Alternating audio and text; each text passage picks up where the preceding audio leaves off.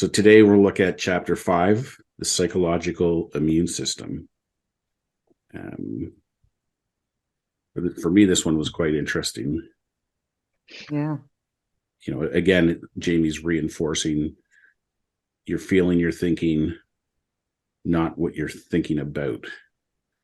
That was kind of, the 100% way things work kind of came through to me again. And I like in the very, I guess, page 60, just into the chapter when he talks about your physical immune system as a metaphor and then relates that to the psychological immune system. I don't think I've ever, prior to this, ever really thought about it that way or heard that anywhere else. But when you hear it, it's like, that makes total sense. I don't know what your guys' impression of that was, but it was like, oh yeah, Yeah. totally. Yeah. Yeah. I mean, as I came into this chapter, I kind of got stuck on the title, not stuck at all. Like that was just, yes, I know, of course, we've all spoken about this because of Jamie's work and everything else, but just like if I was sort of, coming into this as, let's say, somebody from outer space sort of thing, or have no knowledge whatsoever at all. I mean, just looking at the psychological, like it's just never crossed my mind. Like it's just, but the moment that something separate from what with my basic sort of, let's say, knowledge of anatomy, from school biology or whatever, and there's an immune system and that works really well, and this, that, and the other, and you can get immune diseases and all sorts of strange things, and just as well it's there, otherwise we'd drop down dead as we're sent out as being kids to, graze on the grass outside. The idea that there's something else in there, it's almost too huge to be true. And I actually sat and thought about what does that mean, or what does it imply? Mm. Now that I know I have also a psychological immune system, so quite simply written there, couldn't wait to read the rest, couldn't wait to get into it, and just how Jamie works through the whole of this chapter, really sort of comparing out the physiological immune system to a psychological immune system. And on every case, even the example of the guy with fear of flying, and his tip of the iceberg metaphor, like it just becomes almost ridiculously obvious. And even just the reading thereof without having any particular fear or problem or anything to resolve is almost, it's almost meditative. It just seems to lead to further insight and realization. What came up for me when you were talking there, Lynne, and you said it hadn't crossed my mind, I kind of thought, well, it didn't have to. Like that seems not for all of us. It's like isn't that the point? It's there. Like our body has an immune system, and in one of the paragraphs, I'm not quite sure which, it says how our body heals itself and repairs itself, cuts, illnesses, whatever. That's what our psychological immune system has been doing the whole time we've been on the planet. So now we're drawn to it and conscious of it. Mm-hmm. You kind of going, yeah, doesn't that make sense? I mean, how could we not have that? Yeah. How could we not? It makes me think of like the metaphor of the physical and the psychological. Like if you had a scab on your arm or something and you kept picking it, it would never heal. Like your body would continue to try to heal it, but you keep picking it and making it worse. It would never go away. And I think we do that psychologically all the time. We have the equivalent of a scab, and instead of letting it go and let it heal, we just keep picking it. And then we wonder why this bloody thing's never going away. Well, yep. Yeah. I love Yeah. that. I love that. If we all have examples of our crazy repetitive thinking and that thing that's always there, and almost talk to yourselves and ask it to please leave us alone. But yeah, it keeps coming back. Mm. Yeah, I love the metaphor of thinking about the sky. It was something that one of the on page 60 there, one of the first things I highlighted, because I just love this. We are notoriously bad at predicting their felt response to imagined scenarios. And aside from the examples here, my brain was pinging all over the place when I read that about all these imagined scenarios that we put ourselves into and have so much emotion over, or thought about, or reaction to stuff that does not exist. It absolutely 100,000,000% does not exist. So I was just having a little chuckle to myself, thinking as recent as this morning when I did that. And I'm like, oh yeah, I think I have to put that on a board somewhere. Yeah. Yeah, notoriously bad at predicting my response to imagined scenarios. Yeah, for sure. Well, for me, a part of that is that even if one of those imagined scenarios ends up being the scenario that plays out, as we're imagining them all, there's kind of this undertone of worry or fear that we can't handle it if that plays out that way. But inevitably, however it plays out, we can handle it. Like it's, the fact that we're here on this call means we've handled all kinds of things that we probably ahead of time would have thought were impossible. Funnily enough, what I wrote down kind of in regards to that was the thinking that we go through and what we pay attention to and what we're paying attention to there. It's always, we never imagine, well, I don't know, it's probably not never, but I wonder what percentage of the times we imagine a happy outcome. When we're imagining these scenarios, it's often the case that we're imagining what is going to go wrong, what could go wrong, how we're going to feel in that situation, how we're not going to handle it. It's not, it's not all shiny and rosy. It's that we're imagining stuff that's not good stuff. Yeah, that's what we seem to pay attention to, which I find really curious, actually. Really, really curious. Yeah, we would think about, how do I handle this if it goes wrong, versus how do I handle this if everything goes amazingly? Yeah. Yeah, still stuff to be handled. Yeah, or even just how can we be in a position where there is actually nothing to handle? Yeah. So that the situation will either just go by, or whatever has to happen will happen, and we'll still be sitting here, the three of us, because life goes on. Yeah, exactly. Even putting the label handle on something is interesting. Yeah, it is. Like there is something to be handled out there.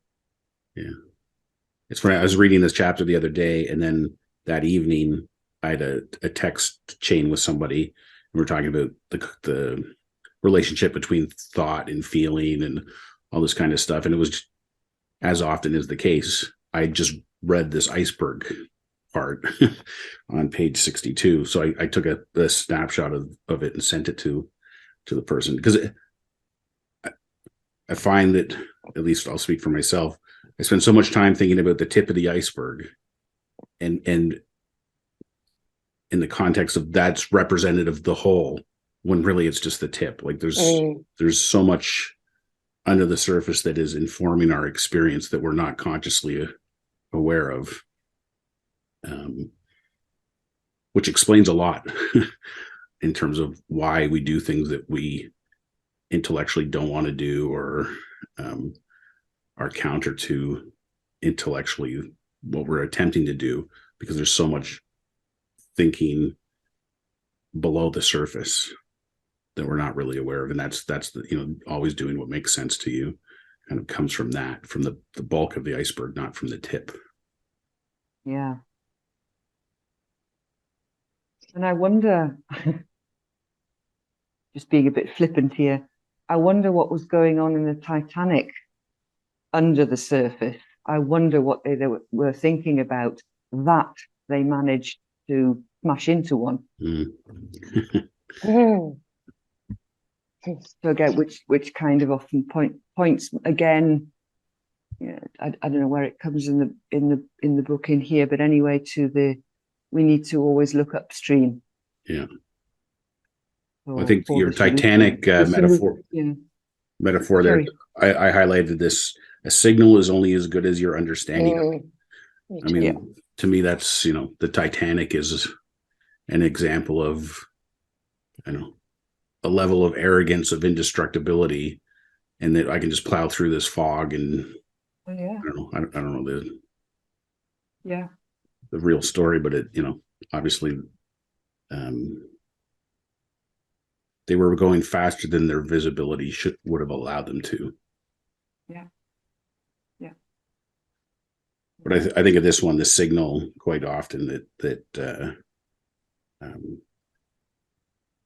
I don't necessarily have a good answer for it, but I'm just more aware recently that I'm getting signals of some kind. Whereas before I would have been oblivious to the signals. Now I'm like, oh, what is my body trying to tell me here? Coming onto this call, I mentioned that I was a little tired. Well, is that my body signaling me that I need to do something different? I need to go to bed earlier, or I need to, change my diet or do more exercise. I don't know, like, before I wouldn't have been aware that was even a potential signal that I was being sent. If that makes sense. Yeah. It does make sense. It does make sense. And again, I see kind of beyond that, because kind of your own questions are again thought generated. We're kind of taught to think that the body must be signaling us something, like, okay, if you've just received a punch in the face, like, you don't have to ask yourself, well, I wonder where that came from. You've got it, that's kind of there.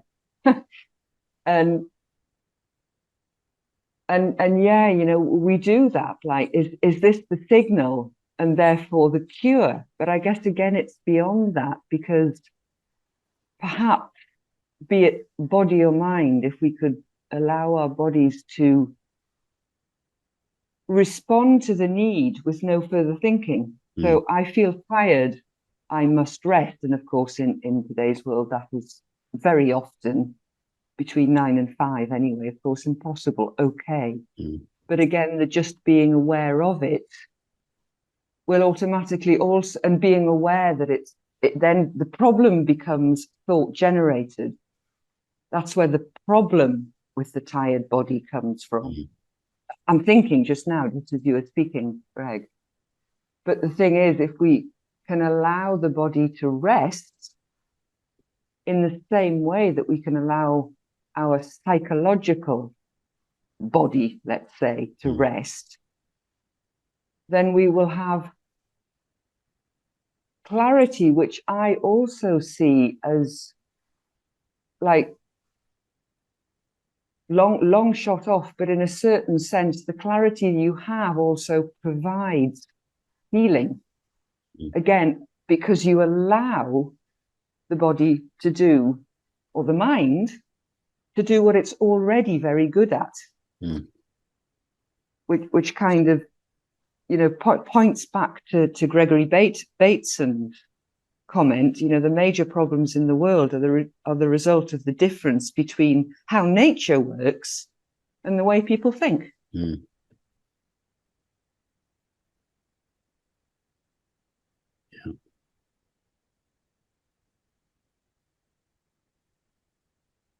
So I guess the Beatles song "Let It Be" could be a bit of a bit of a mantra. When I hear "Let It Be," I think of the Sesame Street version, the letter B. That's a nicer version for me. Yeah. And also, sorry, Lynn. No, go. Just again, same thing again, and in this chapter, there's something about, when on page 65, where starts off the page, the trick is not minding that it hurts, which points to the sort of let it be thing. It's okay. The sort of nothingness of everything.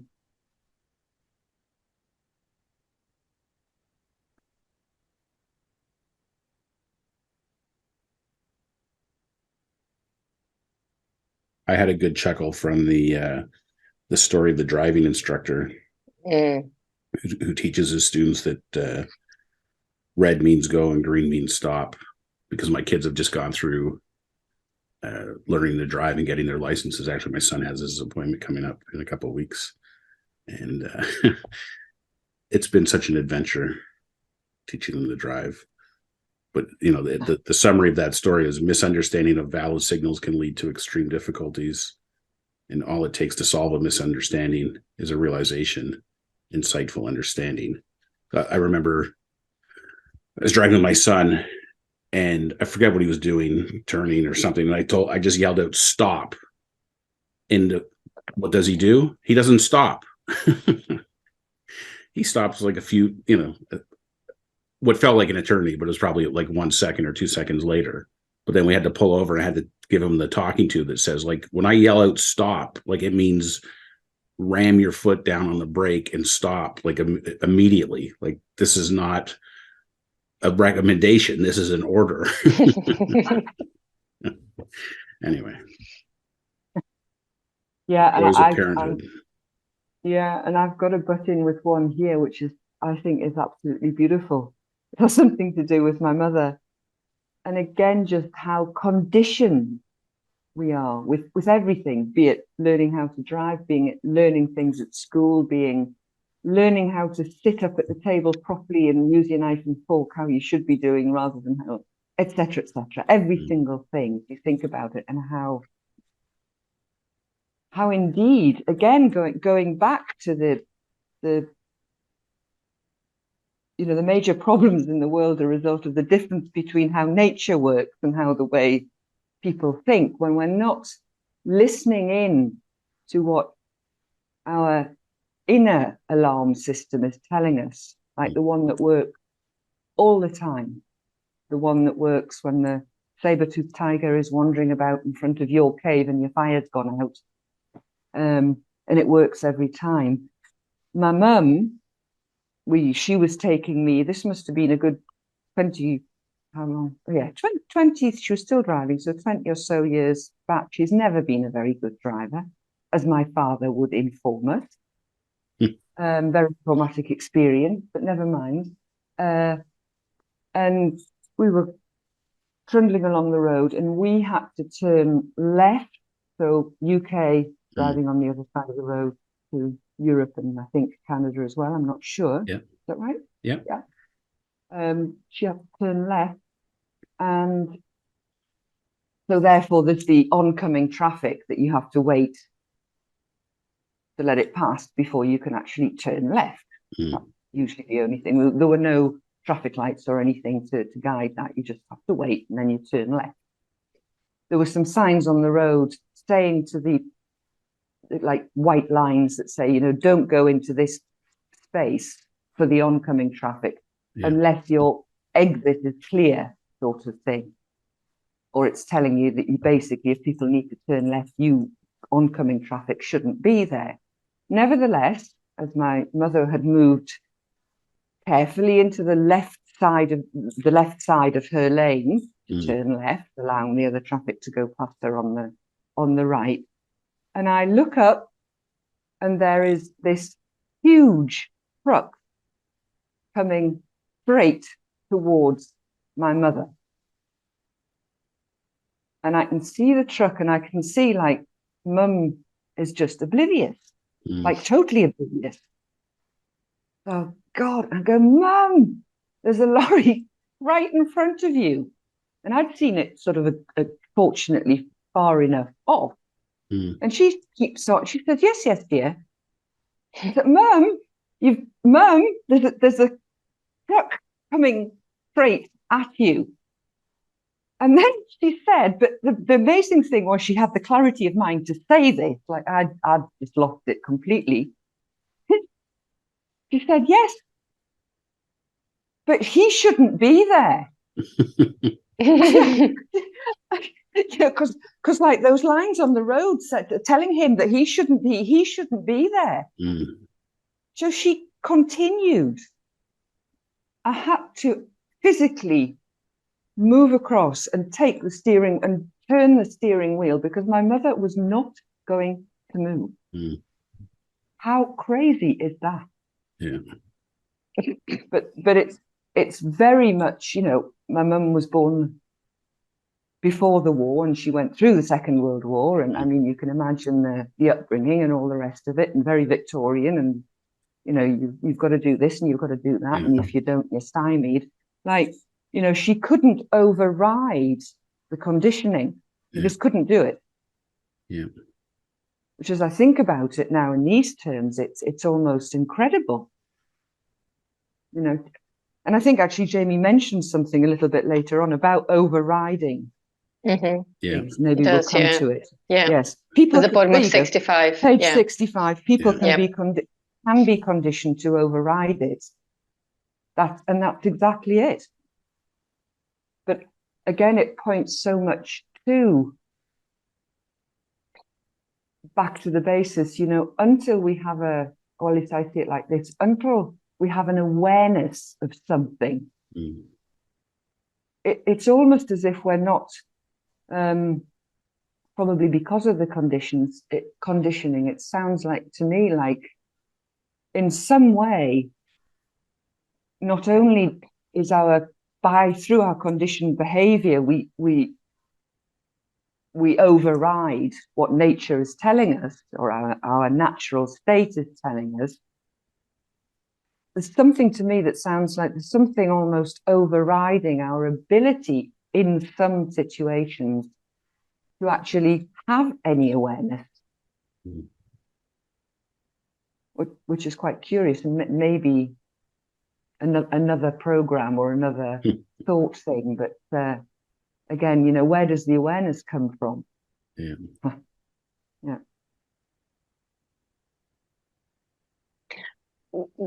All of that just really has me thinking about conditioning in a way that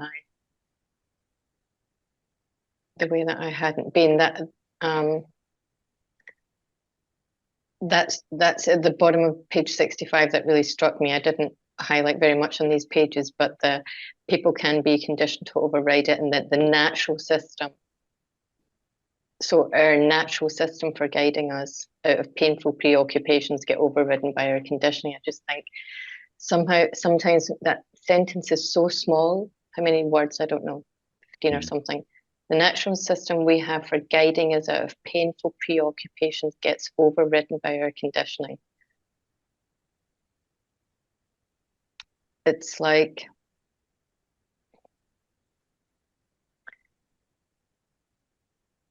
I'm trying to think of an example for myself, but so that says to me when we're in a situation that kind of doesn't feel good to us, or doesn't look good, or doesn't look like it might be good, the fact that we have all this stuff that we have been raised to believe, or we think to this point, pushes us away from that natural system that's trying to bubble up and say, go that way or go this way, or pay attention, notice this. That's what it says to me. I don't know what that says to anyone else, but that's what that says to me. It's like there's so much there. Sounds so simple, but there's so much there. Yeah, I don't know what you guys feel about that. Well, I highlighted this whole paragraph under the rumble strips part that starts on page 66 and goes on to 67. It says, we all drift off the road into contaminated thinking. It's part of our experience. So that sentence alone, I think, is key, because it's like, no matter how much you study clarity or the principles or do this kind of work, it's just part of our human experience to drift into contaminated thinking. But as you start to see through the outside in misunderstanding, something changes. At some point, when you start to get off track, it will occur to you that your feelings are coming from the principle of thought. This is the start of your psychological immune system's self-correcting process. You don't need to do anything to help it along. The process of self-correction is an automatic function of the mind, and everyone has it, which I thought was, the other key. And the key for me personally, that everyone has it, which means I have it, but then also for the people that I work with, that they have it too. And it's just the rumble strips, and realizing that when you're on the rumble strips, that you're on them. All right. Like, I think a lot of us drive for long, miles and miles on the rumble strips, and we just think that's normal. Like, oh, they really should do something about this road. Meanwhile, you're on the rumble strips the whole time. Yeah. Yeah, there's just so much in here for me about noticing it. It's almost like, so you notice in this situation, you notice you're on the rumble strip, well, you probably want to get off. Yeah. But there are other times when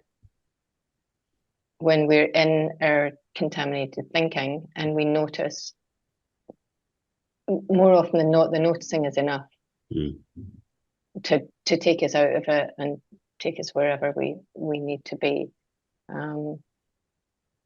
Maybe that's the psychological immune system kicking in right there. I think I'm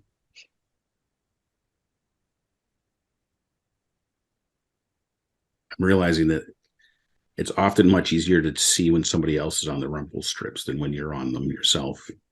And maybe that's where coaching can play a role too, or even just relationships with people. I mean, I often talk of my kids, but I was talking to my daughter this week, and she's having some issue with a professor at school, whatever. But I could, it's so clear to see that she's caught up in her contaminated thinking around this particular situation. She can't see it, but I could see it. And it's, just telling her that you're in contaminated thinking obviously doesn't help. Gene Hopkins jokes is a good way to get punched in the face. But if you can listen to people and guide them to recognize and have an insight around that for themselves, that can be very helpful. Yeah. Because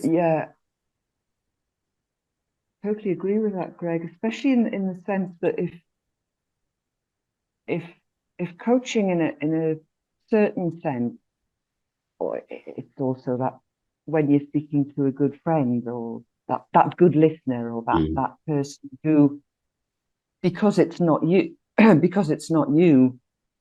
automatically, with no effort at all and no further thinking, will take on like a non-associated position, like it, because that has nothing to do with you, if you like. Because I'm thinking that when, until you can see the rumble strips for yourself, you're not going to get out of it. But when you're in, big situations or things that appear, and Jamie then goes on to talk about that in the pattern thing, or like the roots of devastation in this organization are so deeply rooted that it's going to take us like until we've all gone into retirement to get out of it. So it's just not going to work story. But I think where a coach can be extraordinarily helpful, because those situations, to me, I often see that people are so intricately attached to their personality. So I'm just thinking again of my example with Mum, because Mum was so attached to her righteousness, her uprightness, her good abiding, law-abiding citizenness, that in that moment, that was the only way forward for her. And she couldn't see anything other than that. So indeed, I became the coach, although rather ruthlessly, wrenched the wheel away from her. Fair enough. But again, because for some reason, and I have no idea because I wasn't even a coach, I didn't know anything about coaching at the time, it was 20 years ago. But for some reason, I was able to see the other side of this that had nothing to do with being a law-abiding citizen. And I guess that's where indeed, coaches can be extraordinarily helpful, because we do get stuck on those rumble strips. And, even to the point where, oh, right, this is a rumble strip. But then it's, now what do I do? You suddenly don't even know where, especially, let's say, if it's foggy, foggy mind, you suddenly even don't know where the lane, the inside lane is of the motorway. You've lost it, and you don't know you don't even know if there's a hard lane to drive on. You just don't know. In the metaphorical sense. So yeah, I'd go with you all the way there, Greg. Coaches can be extraordinarily useful to help people in these kind of situations, which sometimes can be huge, can be little, but can be extremely, what's the word? Like they gnaw away at you, constant, perpetual, soul destroying sometimes. And they don't have to be that way. Yeah. I'm just thinking about your daughter there, Greg, and this example of when we're forget what page we were just looking at there, but the example of when the situation, it's been like this for years, it's deep rooted, it's something. So how long your daughter's been in the situation with her professor, and whatever her thinking is around that, and no doubt there will be a moment when it will change. There's probably a moment when it will just change, and all of a sudden it's not that however long, days, weeks, months thing has been going on, poof, it looks different and it's not there anymore. And that's the beauty of that being within all of us. Yeah. Shall we wrap up with the thought experiment at the end of the chapter? Sure. Yeah. So I'll read that out. This is on page 67, thought experiment. The major problems in the world are the result of the difference between how nature works and the way people think. Take a moment or two to reflect on Gregory Bateson's statement. By definition, it must apply to the problems of business, of relationships, and of our personal struggles. Could it really be this simple?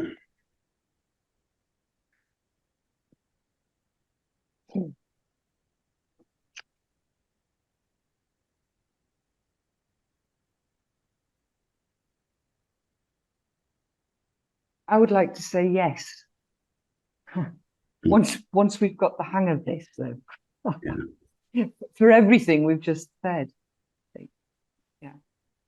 it begins to make sense, and I see that the more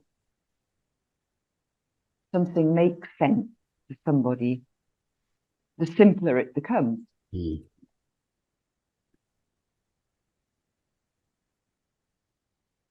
Yeah. From that, Greg, just as another little thought popped into my head about the book in general, and how we noticed last time that Jamie repeats and repeats and repeats. The realization that you're living in the experience of the principle of thought taking form in the moment, and he says that in various different ways and keeps on repeating it. One thing I noticed that, and he at some point says, we our thoughts are fleeting. You notice how many times you think you'll go out to the supermarket and you've got all the stuff you need in your head, and then of course you forget it, and until you write it down, you're always going to forget it, thinking that we're going to remember it. Story. I do that on a regular basis. And then if I don't write the list down, what I do write the list down, what I'll do is forget the list, which is really a problem. But it's okay. We do that. And it was kind of, when I read that bit, it was sort of like, oh, well, that's kind of nice. Nice to know. And then just as you were speaking, I was kind of thinking, it would be quite nice to see the very beginning part of the book, the very beginning, when Jamie just tells us how to read the book. Because if we could, we keep looking for the concept, like what's going on and what is this and why is that there, rather than reading the words for insight, listening for insight or reading for insight, which for me actually was very powerful, because I said, oh yes, stop trying to learn something from this book, but learn from what comes because I read the book. And that's something that I think can be, it can be like a mantra, and it can be very useful. Don't take all this stuff quite so seriously. I'm not saying Jamie's book, anything that's happening, your conflict, your problem, and just see, you saying, the idea just to step back and look at it and see what comes out of it. That in itself is a powerful exercise. And I'm just thinking, I might go through the whole book and just write on the top of each page, read for insight, read for insight. Yeah. It's a nice reminder. It is, for sure. It is. Well, I think not just when reading the book, but even as we go through our daily lives, look for insight, look to insight. Like I think that's a great place to point yourself to. Yeah. Whatever that means. I can remember when I very first started on this work, I didn't even really know what the word meant. Not even like a dictionary definition would sort me out. It's like, what is that? And then fortunately I've had many since then. I had a funny experience. So the last company I worked for, we were a retail analytics company, and our slogan was transformational solutions powered by insight. So I had a fleece jacket that I would have on my office chair frequently, because if I got cold in my office, I'd put it on, and that was embroidered on the back of the jacket. And I was on the Clarity weekend one weekend or something, and I noticed the back of the jacket, and I thought, well, that's still the business I'm in. Transformation solutions powered by insight. Like, that's what coaching is. And I had a good chuckle out of that. Oh, cool. Yeah. That should be your tagline, Greg. I like that. Yeah. Can you steal it? Or is it? No, I can probably steal it. The company's since been bought and I think changed all their stuff. So. Oh, there you go. Yeah. It's true. It is, though. That is funny. I was on a call before we came on today with someone I don't know. I only met them virtually for the first time today, and we were having a conversation about the nature of coaching and I wish I had that line. That would have saved me about 10 minutes. So I'll write that down when we get off. Thank you for that. You have a hard stop, so it's I think we can wrap it up there, and we'll pick up with chapter 6 next time. Cool. Awesome. Thank you, everybody.